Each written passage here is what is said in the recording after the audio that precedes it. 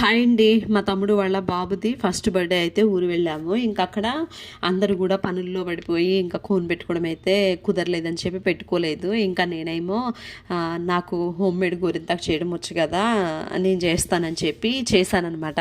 ఆ ప్రాసెస్ కూడా మీకు కనిపిస్తుంది చూడండి. అది అంతకుముందు రోజు నైట్ వేరేది చేస్తే అది సరిగ్గా పండలేదు. ఇంకా అది పక్కకు పెట్టేసి ఇంకా నేనైతే నా మెథడ్లో చేశాను. చూడండి ఎంత బాగా వండిందో అసలు నిజంగా. అప్పటికప్పుడేనండి, జస్ట్ 5 మినిట్స్లో రెడీ అనమాట. కుంకుమ ఉంటే చాలు మనకి. 5 మినిట్స్లో చేసేసాను. పెట్టుకున్న వాళ్ళందరూ కూడా ఎంత హ్యాపీగా ఫీల్ అయ్యారో, చాలా అంటే చాలా సాటిస్ఫై అయ్యారు.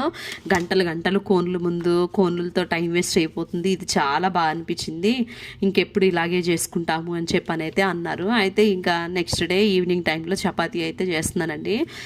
నేనైతే రౌండ్గా చేయలేకపోయాను, ఎందుకంటే మా పిల్లలు ఎదురుగా కూర్చొని నేను కూడా చేస్తామని చెప్పి విసిగించారు. నేను చపాతీ పిండిలో పెరుగు కలుపుతానండి. పెరుగు వేస్తే చాలా సాఫ్ట్గా వస్తుంది. చాలా బాగున్నాయి ఆ రోజు.